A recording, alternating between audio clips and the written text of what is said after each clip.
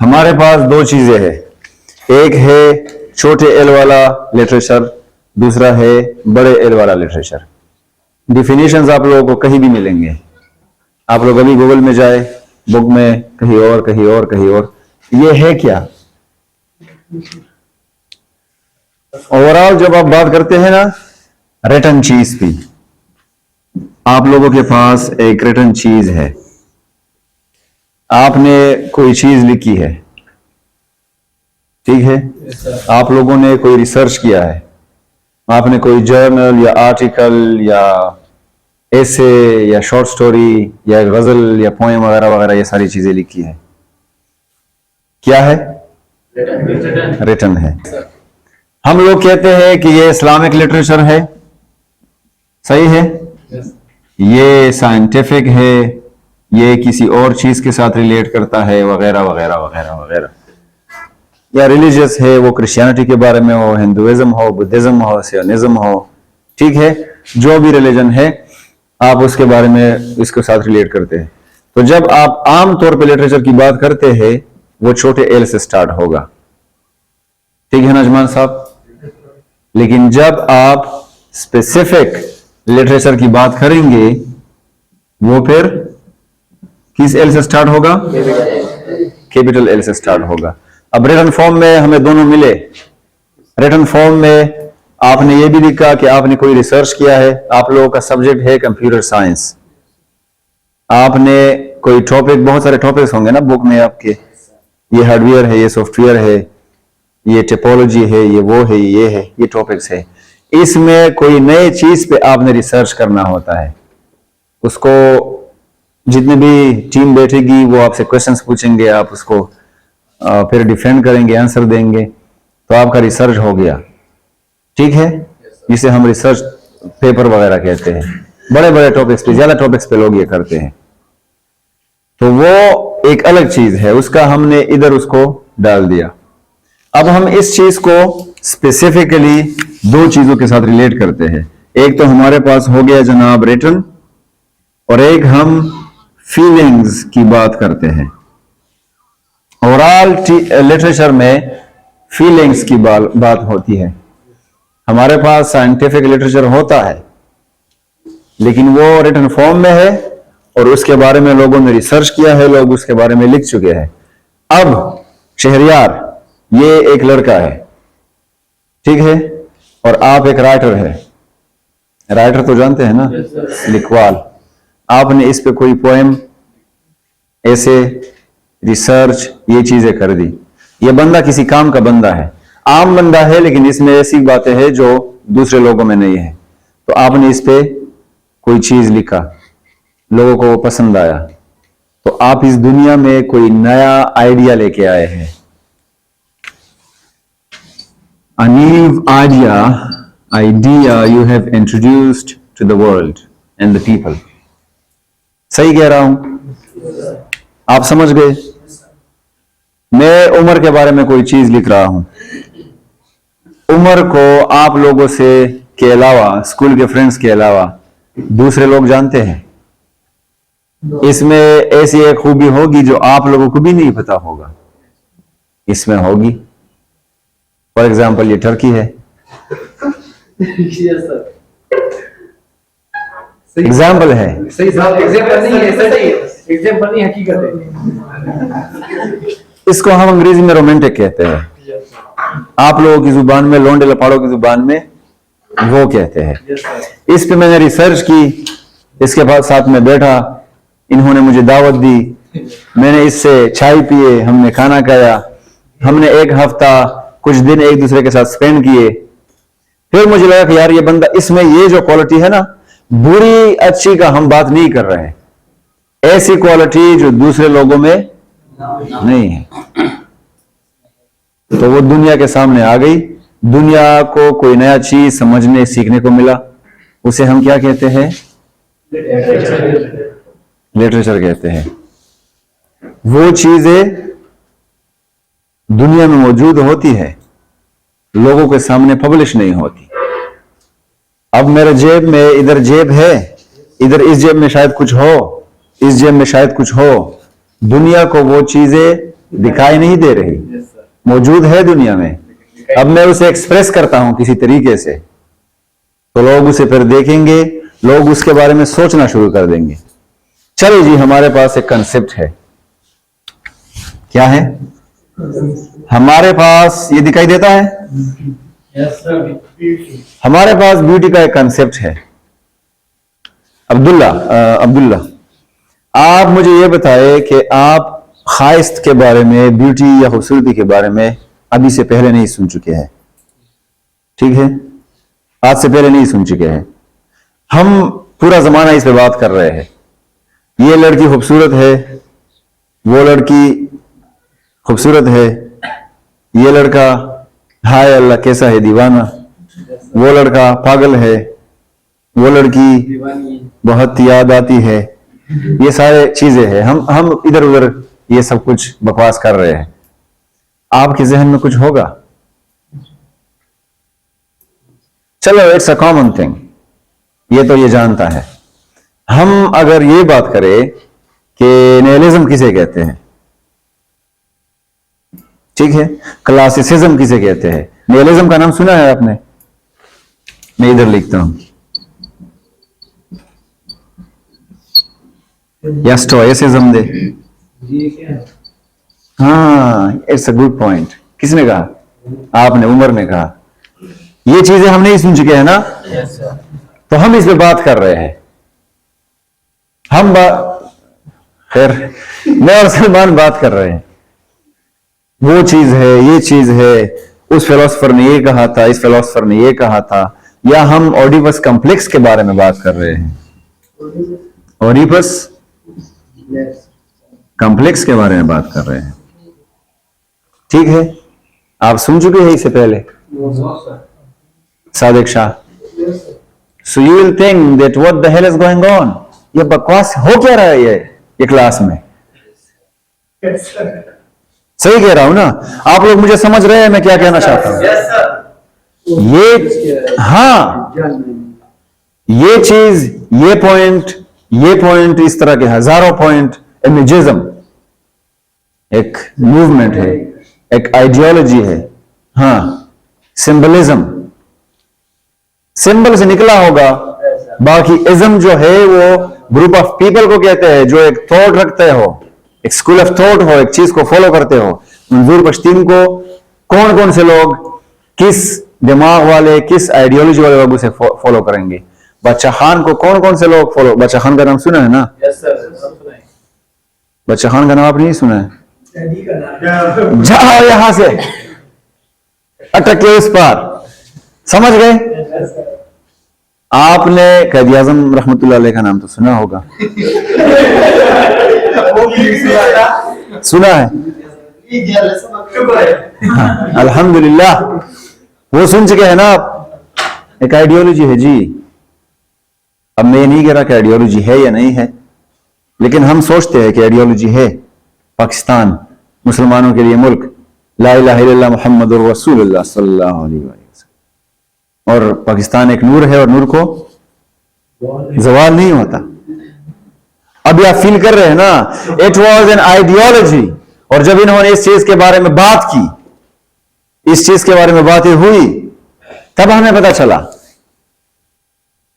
तो वो oral literature भी हो सकता है। ओरल का मतलब है जुबानी बातें, लेकिन जब कोई चीज फेमस हो जाए तो फिर उसको लोग लिखने के फॉर्म में बात करते हैं, उसको लिखने के फॉर्म में पेश करते हैं, लोग उसे पब्लिश करते हैं। फेमस फीचर्स है। खुतबा हुज्जतुल विदा, last address of the holy prophet सल्लल्लाहु अलैहि वसल्लम। आप लोग 9-10 में पढ़ते हैं, फर्स्ट सेकंड ईयर में पढ़ते हैं, जिस भी इस्लामियात के बुक में आप लोग वो तो उन्होंने सिर्फ वो इरशादात फरमाई थी ना, हदीस है। हम लिखने के फॉर्म में क्यों पढ़ रहे हैं? It is a healthy literature. आगाही है ना, गोरे का काले पे, काले का गोरे पे, औरत का मर्द पे, मर्द का औरत पे। हासिल है तो सिर्फ तकवा, और वो अल्लाह को पता है। ठीक है गुलाम कादिर साहब, अब हमें इन चीजों का नहीं पता, इन चीजों को जानना है। मेरे जहन में एक नई बात, ये कुरान का कोई लफ्ज है? खुदा की तरफ से तो नहीं है। हमारे जैसा इंसान इस पे बात कर चुका है। ये भी इंसान है। मार्क्सिज्म इंसान ने, कॉलोनियलिज्म इंसान है, पोस्ट कॉलोनियलिज्म इंसान ने बनाया है, और ओडिपस कॉम्प्लेक्स इंसान ने बनाया है। तो लोगों तक पहुंचाएंगे कैसे? मैं ये नहीं कह रहा कि इमरान खान के हम पहले जाते हैं, 2010 से पहले नया पाकिस्तान आप लोगों के जहन में था? तो उन्होंने बात की तो आ गया ना। उसका एक आइडिया है कि हमने नया पाकिस्तान बनाना है, पुराने का पता नहीं क्या करेंगे। ठीक है जी, समझ रहे हैं? तो लिटरेचर में नया आइडिया किसी के जहन में है, वो उसे निकाल के पेश कर देता है। अब इसकी अगर हम बात करें तो प्लेटो को, एरिस्टोटल वगैरह को, सोक्रेटिस को आप लोग देखो, वो ओल्ड कंसेप्ट ऑफ ब्यूटी पे बात कर रहे हैं कि औरत, और पहले तो अब मर्दों की ब्यूटी पे बात कर भी नहीं सकते थे, कर सकते थे, कम करते थे। मर्द कौन सा खूबसूरत होता था? जो बड़ा हो। बॉडी बिल्डर तो उस जमाने में नहीं थे, लेकिन थे, उस लिहाज से थे। सेहतमंद हो, ज्यादा पावरफुल हो, ठीक है, शार्प नजर हो, ज्यादा क्लेवर हो, चालाक हो, समझदार हो, स्मार्ट हो, ये चीजें थी। आजकल तो खैर औरतें लिखती है ना, जमीन कला कल तारीफ की उशी कहानी सड़ो तारीफ हासिम सोक न कई मरा से खैर ना मुंग चागा कमा जीने खपल महबूब द पारो की पावे के खुसड़ी राजू का ना नोर कोई नहीं है।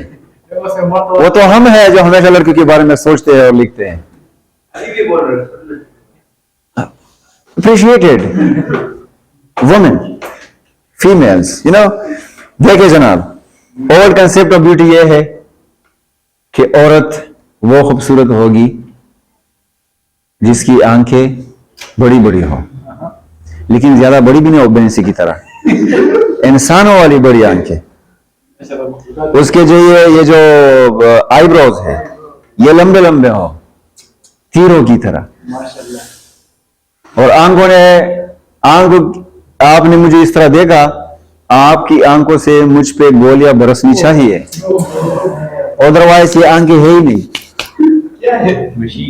पता नहीं कुछ है, लेकिन सिर्फ स्पेस ले चुकी है आपके चेहरे पे, जो भी चीज हो, लेकिन आंखें नहीं है।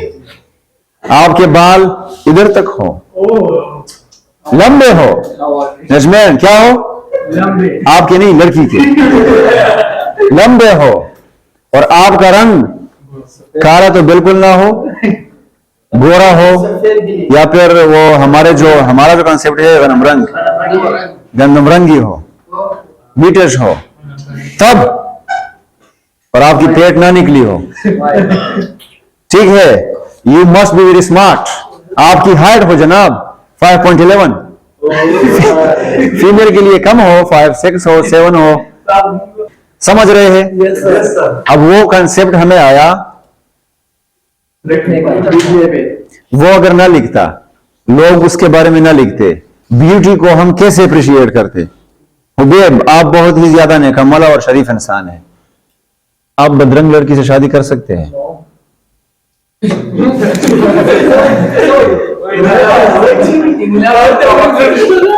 प्यारा समझ गया, लेकिन ज्यादा मुलाफा खई।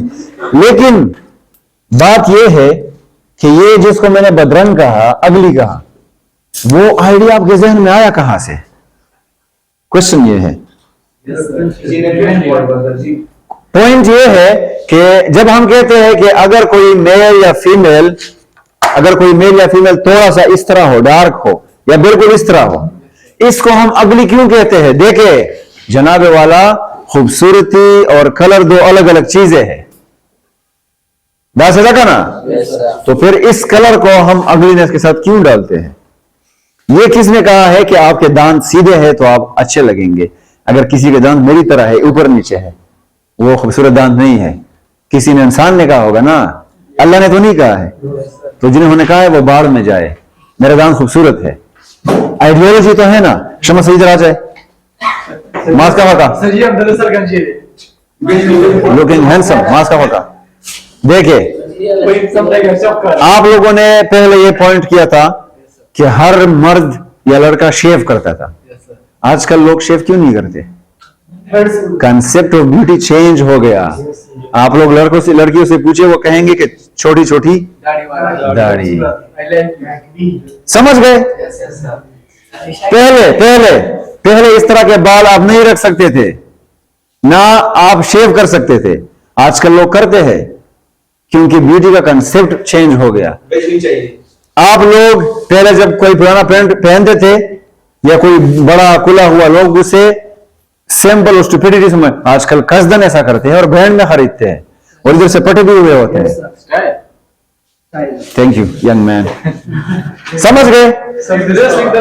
अब ये चीजें खुदा ने तो डिसाइड नहीं किए है कि ये वाला इस तरह होगा, वो वाला जन्नती होगा।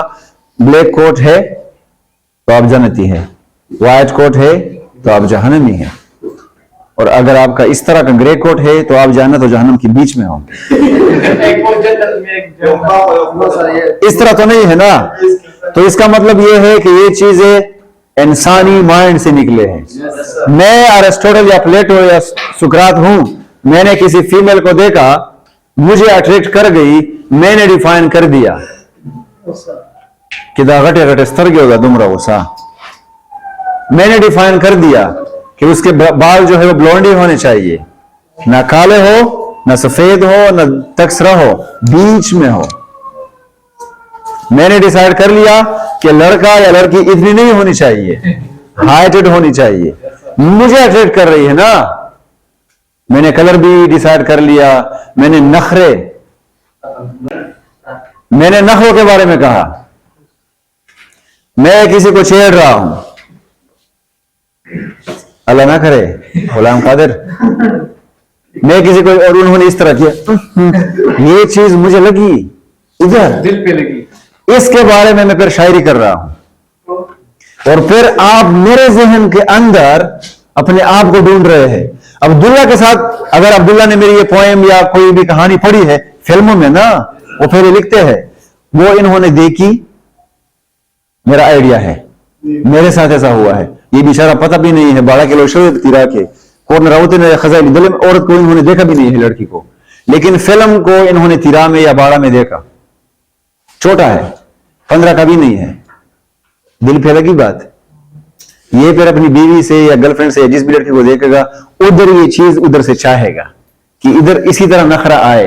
लड़कियां होती है ना, नाजुक हो, नखरेबाज हो और मुझे ज्यादा मोहब्बत करने वाली हो, वो फिल्मों में होता है भाई, रियल में हो सकता है। लेकिन आपकी बीवी जितनी भी खूबसूरत हो, लेकिन आपको इस तरह लगेगी। शादी की पहले sir ji main point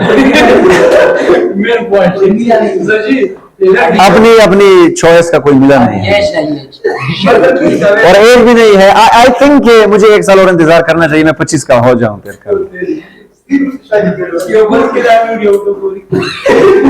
They don't understand.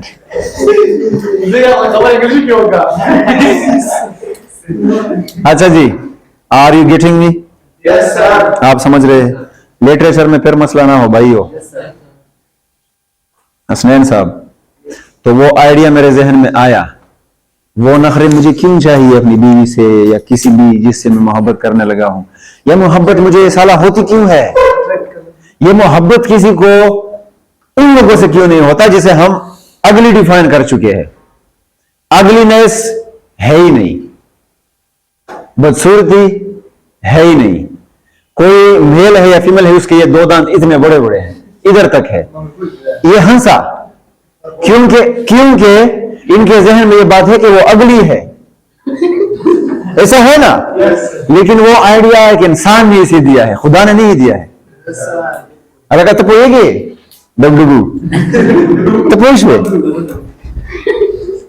गोरा जदावेल वाड़न का ना लिटरेचर से कम दे, ये लोगों के आइडियोलॉजीज है और वो फिर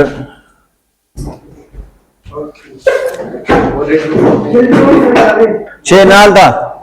हाँ, आई डोंट टेक टी, इससे कलर खराब होता है, वो काट देंगे ना। अच्छा जी, मैं ये कह रहा हूं बेब कि जितने भी आइडियोलॉजीज है दुनियावी चीजों में, ठीक है, वो इंसानों की तरफ से है। एक मौलाना साहब ने कहा मुझे कि जिस चीज के नुकसान ज्यादा है और फायदे कम है वो हराम है।